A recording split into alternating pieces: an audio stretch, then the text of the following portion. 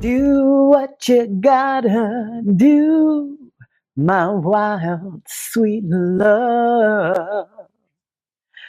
One of my favorite Nina Simone songs. And really a great little title to remember. Do what you gotta do. But do it conscious, heart-centered, divinely guided.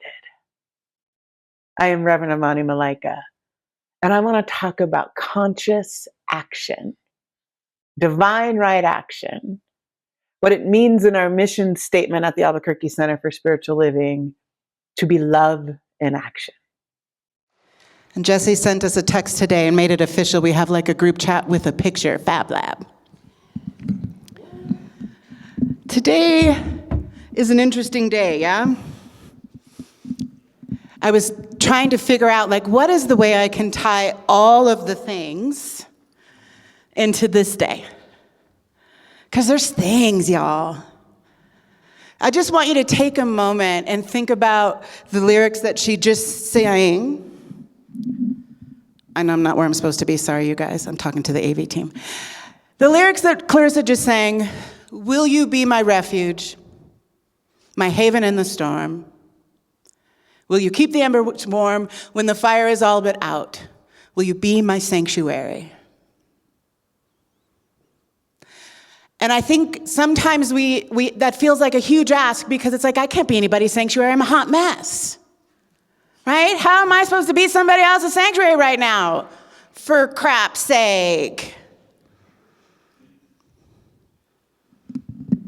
And yet, that is the call, right? That's the name of today's talk, is be sanctuary.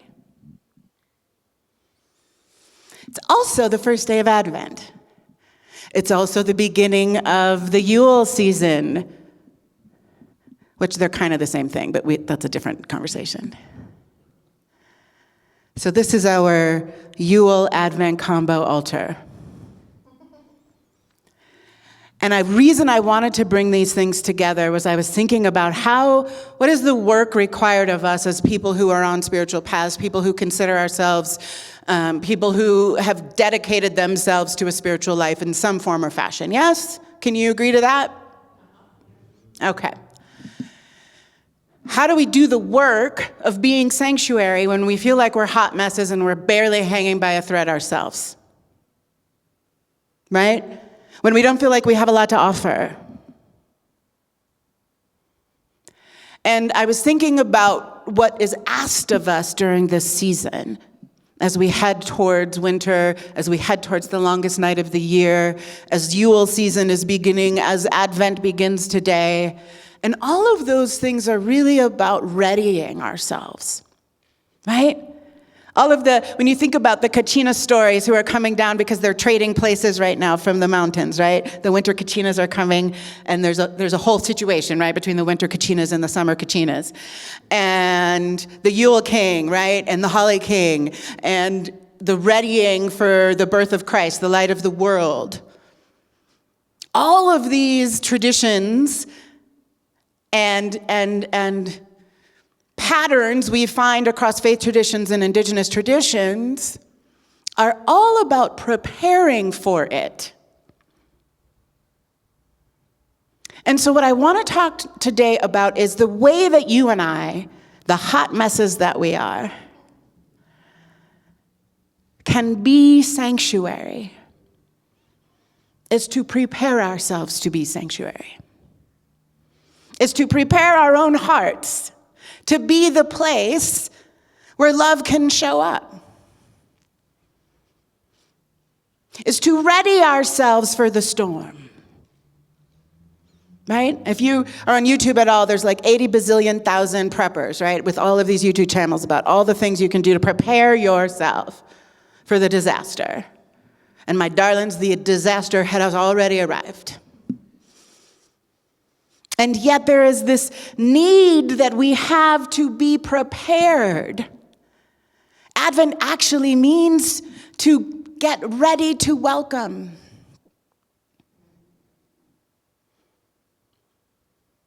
to receive the light of the world. And why do we do that in wintertime, right? It is because everybody throughout the history of humanity, whatever side of the globe you were on, when the darkness was approaching, everybody freaked out. Throughout the history of humanity, and there are stories throughout every culture about the freak out that we go through as winter approaches. There's this inherent thing in us that is like, there's not gonna be enough sun and we're all gonna die. There's this panic that happens as the dark comes. And so there are all of these practices and traditions to ready us for the thing that is guaranteed going to happen. The dark is going to come. And sometimes it's really hard. Sometimes the storm takes down homes, trees, power your Wi-Fi. Took it out for 2 days at my house. People were losing their minds at my house. When is the Xfinity gonna come back on?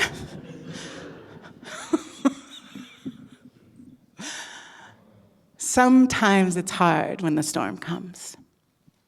Sometimes winter and the dark is hard. But I was reading some of the, I don't know if you follow this Cole Arthur Riley, who has this platform called the Black Liturgies.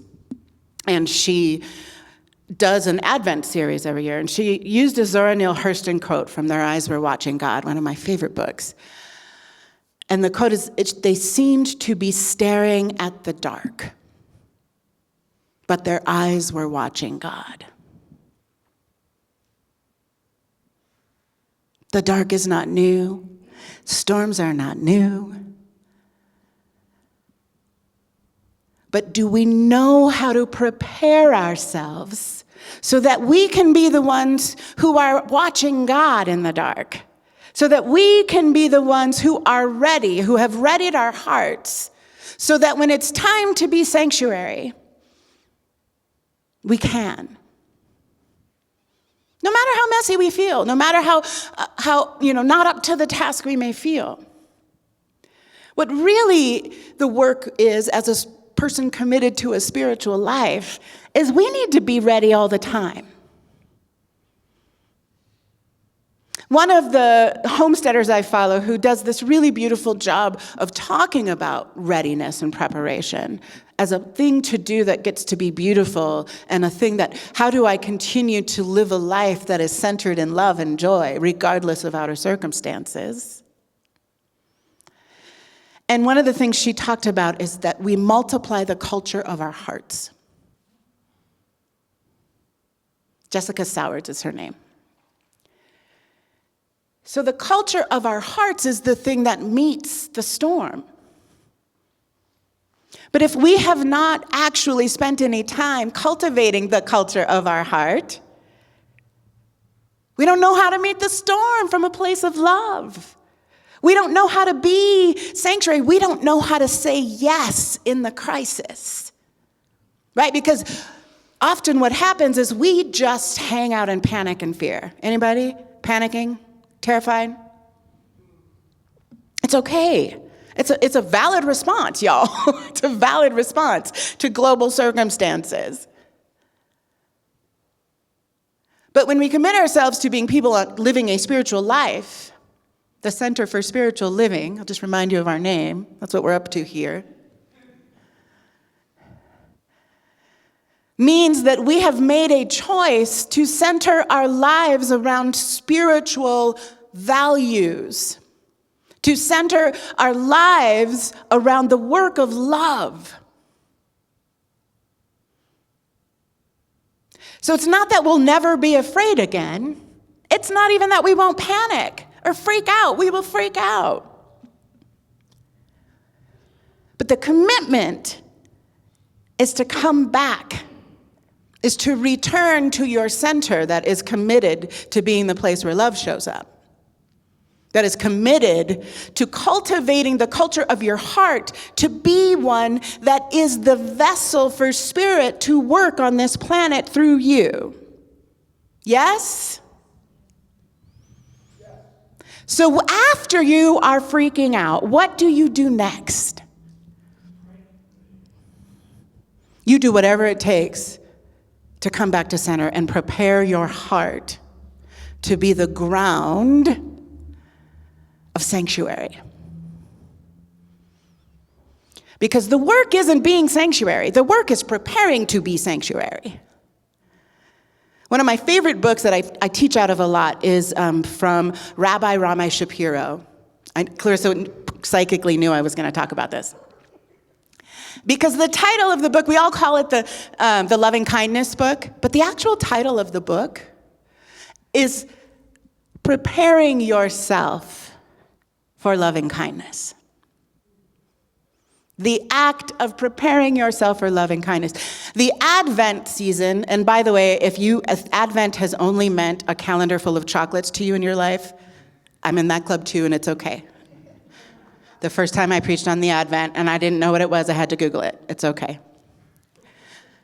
But it starts today, and it goes until the 25th, right? So it's a 3.5-week period of preparation.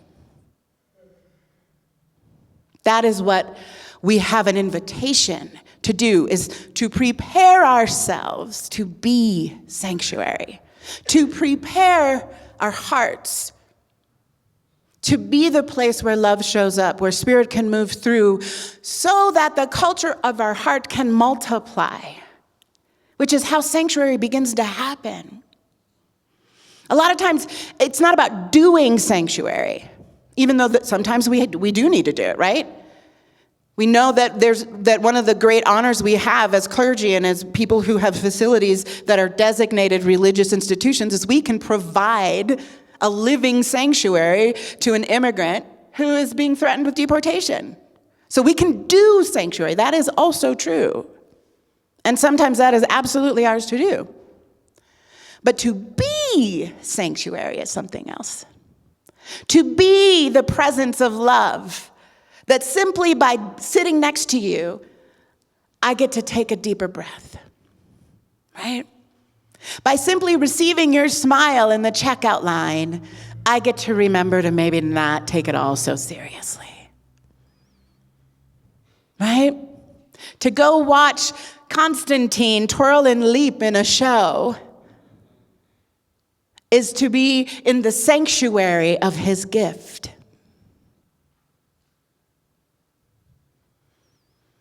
And the way we get to be the sanctuary for each other is by cultivating the culture of our own heart. I'm going to share a Bible story. You guys are probably familiar with it, the Good Samaritan story. How many of you have heard this probably multiple times in your life, yes? For those of you who are unfamiliar, I'm going to read it. So this story, Jesus was teaching, and one of his students shouted out, and he was teaching on what are the two most important commandments in the Jewish law. Love God with all your heart. Love your neighbor as yourself. If you do those two things, you got all the things. And then somebody stood up and asked him, who is my neighbor? And this was his response. A man was going down from Jerusalem to Jericho, and he fell among robbers who stripped him and beat him and departed, leaving him half dead. Now, by chance, a priest was going down that same road, and when he saw him, he just passed by on the other side. And so likewise, a Levite, when he came up to a place and saw him, passed by on the other side. But a Samaritan, as he journeyed, came to where he was, and when he saw him, he had compassion. He went to him, and he bound up his wounds, pouring on oil and wine. Then he set him on his own animal and brought him to an inn and took care of him. The next day, he took out 2 denarii and gave them to the innkeeper, saying, take care of him, and whatever more you spend, I will repay you when I come back. And then Jesus asked the student, who was the man's neighbor? So, there's some obvious takeaways here. Yes, be the Samaritan, right? Like, that's the big takeaway, be the Samaritan. But there's some things I want to talk about in this story that maybe are less obvious. So 1, 2 denarii. So a day's wage at that time was 1 denarii, and he gave him 2 to the innkeeper. And the reason he had to come back and say, I'll give you more, is because that was all he had. 2 days' wages. And he stopped and missed a day of work to go stay with the man at the inn and take care of him. That's some inconvenient shiznit. Yes? Wildly inconvenient. But there was something in the culture of his heart that said, I am ready and able and prepared to meet this unexpected moment and be sanctuary for this man. Right? He was ready for that. There was a readiness in him because there was no plan. He didn't have that calendared. He just showed up. The other thing is he gave all that he had to give. He gave all that he had to give. Oil and wine did not come cheap. And yet he washed that man's wounds with his own oil and wine.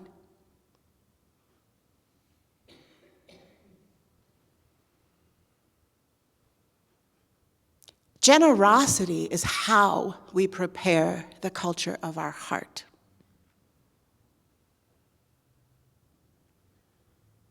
Generosity isn't the result of being kind and good-hearted. The practice of generosity is how we grow our hearts to be ready to be sanctuary. It is by giving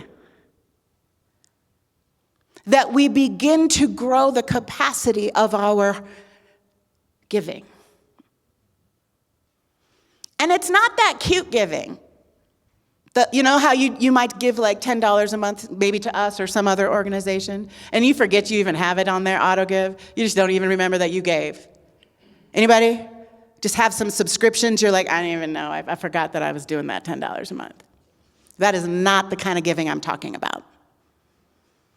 I'm talking about the kind of giving that makes you uncomfortable, that stretches you beyond what you think is possible, that is wildly inconvenient. Because the moment asks all that you have. Now, I'm not telling you to give up your house or empty your bank account, but I'm saying give beyond what you think you can, because you can. And that could be money. It could be time. It could be understanding. How many of you feel like there's a whole bunch of people in this country right now that you don't understand? Do you feel like you have some understanding to offer? All your hands came down, every single one. Thank you. We must give beyond what we think we can. And in that discomfort, we allow ourselves to grow more generous as a result through the actual practice of generosity. I want to share with you a definition I found of generosity.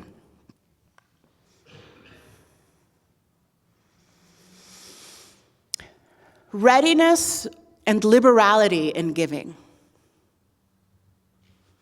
Ready. You got to be ready to give.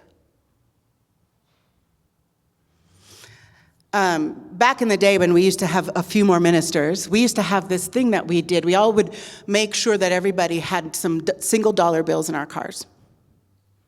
So that when we pulled up to a stop sign, and so that was a regular question, do you need any ones?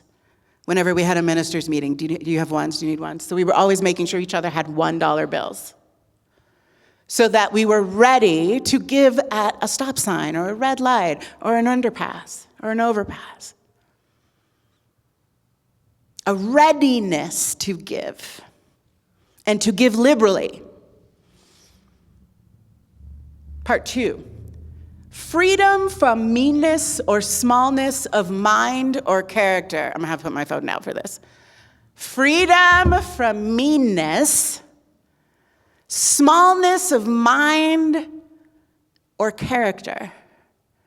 Just take a minute for a moment.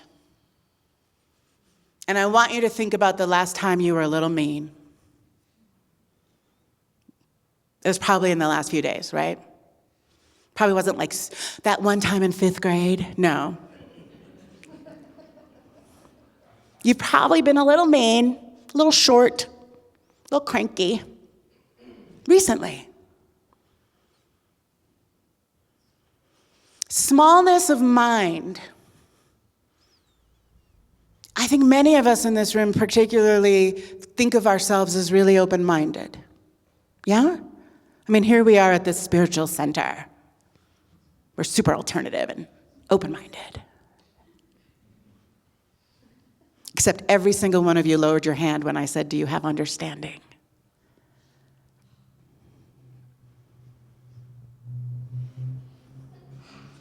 Open means open. Generous means I am going to know that I don't understand, and I am going to choose to seek understanding with an open mind, willing and ready to hear some shit I don't want to hear. To let somebody say the things to me that I really would rather not listen to. And I'm probably in wild disagreement with.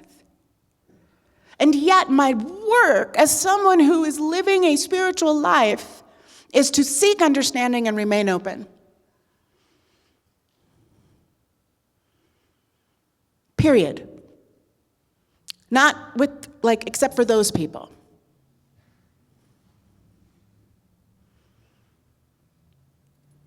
And the last, part 3 of generosity. Largeness or fullness. When we shrink in fear, when we are in panic, I want you to think for a moment of how it has felt in your body recently as you've panicked or felt scared. Just take a moment and remember what it feels like in your body to feel that way. And what happens is we contract. Most of us, often when we're scared, we do this, right? Right? That's the feeling. That's the motion. Is we contract and we harden and we literally close ourselves off. And yet generosity requires us to be large and full. Contracted and closed, large and full. And we do these things. We practice opening. We practice taking up more space. We practice softening and growing our own hearts and what is possible in our own being so that we can be generous, so that we can be the place, more and more and more, greater and greater capacity to be the place where love shows up. And so the practice of generosity, I think it's just all the way missed. I mean, I know in a lot of church communities and centers for spiritual livings, it's like when we get to the generosity discussions, everybody's like, oh God, just ask me to write a check. I'm so over it. Abundance, abundance, abundance, prosperity, prosperity, prosperity, blah, blah, blah.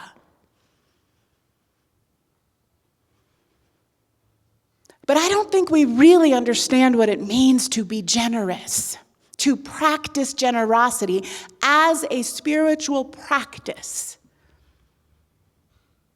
The practice is to ready yourself to be the place where whoever may need a soft landing, you can be it.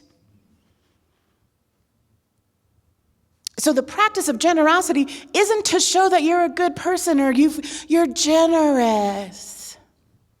Isn't so you can write big checks. It might be so you can write big checks. But it also might mean that you figure out a way to extend some understanding and seek it with someone you're in disagreement with. And that because you practice those things, you practice having a generous heart, you practice being full and large, you practice being free from meanness, you practice having an open mind and not a small mind. And all of these practices, the practices of generosity, are things that help you prepare and ready to be sanctuary, to be the place where spirit can move and show up on this planet, to be the hands and the feet, the arms and the legs and the heart and the mind and the voice of the divine.